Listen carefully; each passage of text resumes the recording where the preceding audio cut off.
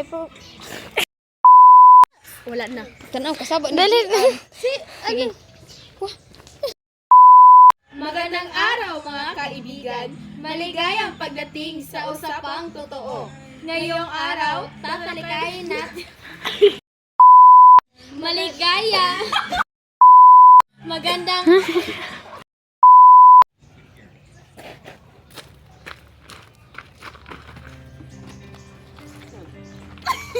Una po nating makikilala si Mang Roberto Santos, isang magsasaka na mula sa lalawigan na nagsimula mula sa ngayon ay nagmamay-ari na sa Una po nating makikilala si Mang Roberto Santos, isang magsasaka mula sa lalawigan na nagmula sa wala at ngayon ay nagmamay-ari na ng sariling sakahan. Mang Roberto, mabuhay po kayo.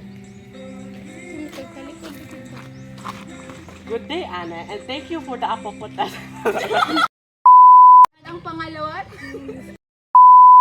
pangalawa nating panauhin ay si Maria Reyes, isang guro sa isang pampublikong paaralan na hindi lamang nagtuturo kundi nag-aalaga pa sa kanyang mga estudyante na mula sa mahihirap na pamilya. Ma'am Maria, maligayang pagdating. Maraming At ang pangalawa nating panauhin ay si Maria Reyes, isang guro sa isang pampublikong paaralan na hindi lamang nagtuturo kundi nag-aalaga. At ang pangalawa nating panauhin ay si Maria Reyes, isang guro sa isang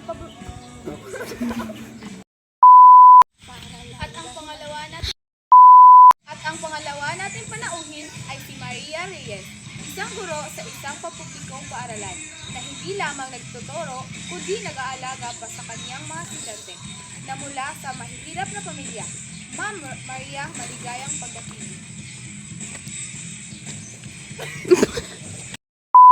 At ang pangalawa nating panauhin ay si Maria Reyes, isang guro sa isang pampublikong paaralan na hindi lamang nagtuturo kundi nag-aalaga pa sa kanyang mga estudyante na mula sa mahihirap na pamilya.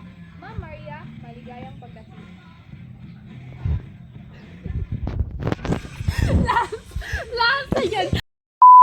At ang pangalawa nating panauhin ay si Maria Reyes, isang guro sa isang pampublikong paaralan na hindi lamang nagtuturo kundi nag-aalaga pa sa kanyang mga estudyante na mula sa mahihirap na pamilya. Ma'am Maria, maligayang pagdating.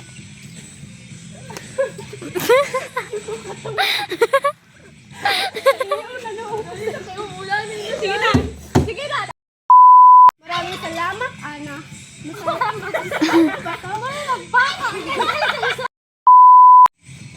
Salamat, Ana. Masaya. Masay-off! Salamat. Maraming salamat, Ana. Salamat din. Mang Roberto, simulan na natin sa iyo. Mang Roberto, simulan na natin kayo. One, I was ayaw. Mang Roberto, simulan na natin kayo. Paano po nagsimula ang inyong paghihirap bilang magsasaka? Mang Roberto, simulan na natin kayo. Paano po nagsimula ang inyong paghihirap bilang magsasaka? When I was young, our family relied on a small field. Gara. Mang Roberto, simulan na natin kayo. Paano po nagsimula ang inyong paghihirap bilang magsasaka? When I was young, our family only relied on a small field of land. My parents. Mang Roberto, simulan na natin kayo. Paano po nagsimula ang inyong paghihirap bilang magsasaka?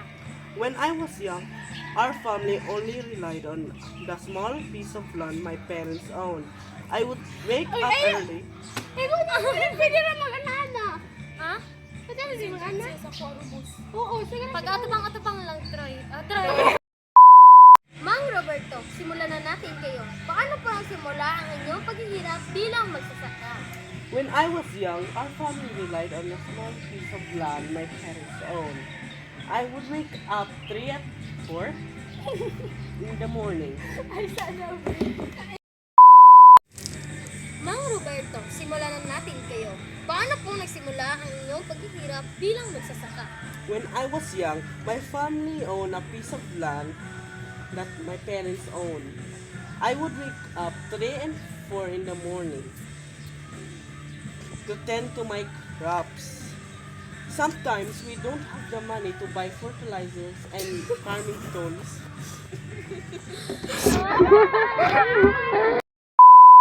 Mang Roberto, simulan na natin kayo. Paano po nagsimula ang inyong paghihirap bilang When I was young, my family owned a piece of land that my parents owned. I would wake up 3 and 4 in the morning so I can tend to my crops. But sometimes we don't have the money to buy fertilizer and farming tools. So we have to make do with natural ingredients. Mang Roberto, simulan na natin kayo. Paano po nagsimula ang inyong paghihirap bilang magsasaka? When I was young, our family owned a piece of land that my family owned.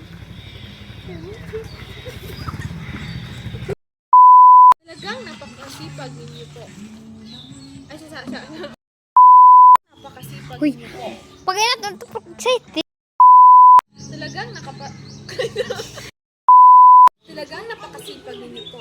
Ma'am Maria, paano naman po naging bahagi ang sipag sa inyong trabaho bilang guro?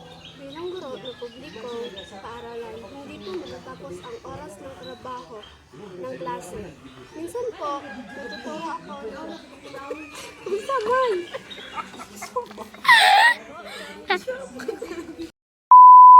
Talagang napakasipag ninyo po.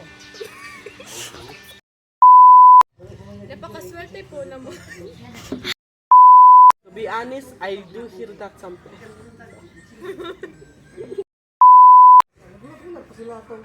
To be honest, I do hear that sometimes. But for me, hard work is the foundation of success.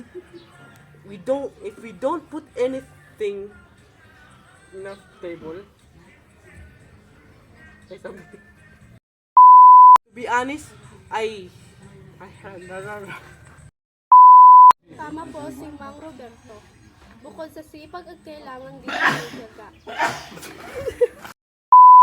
Tama po si Mang Roberto. Bukod sa sipag at kailangan po din ng putlong. Tama po si Mang Roberto. Bukod sa sipag at kailangan din ng tiyaga. Tama po si Mang Roberto. Bukod sa sipag at kailangan din po ng tiyaga. At pananampalataya. Tama po si Mang Roberto. Bukod sa sipag at kailangan din po ng tiyaga. At pananampalataya. Hindi po lahat ng pagkaparang tayo ay agarang. Bungad eh. O bungad. 1, 2, 3, 1, 2, 3. 1, 2, 3, sit. 1, 2, 3, go! Tama po si Mang Roberto. Bukod sa sipag at kailangan po din ng putlong. You.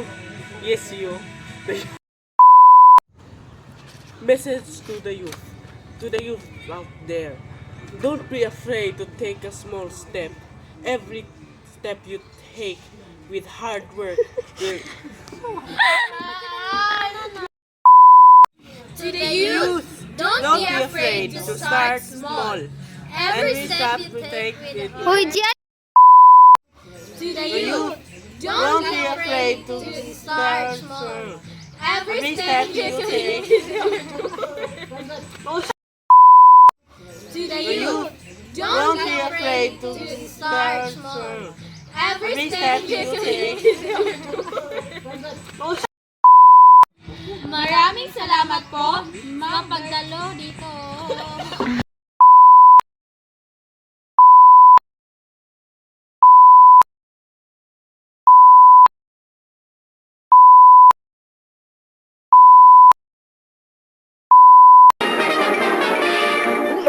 That's all, folks.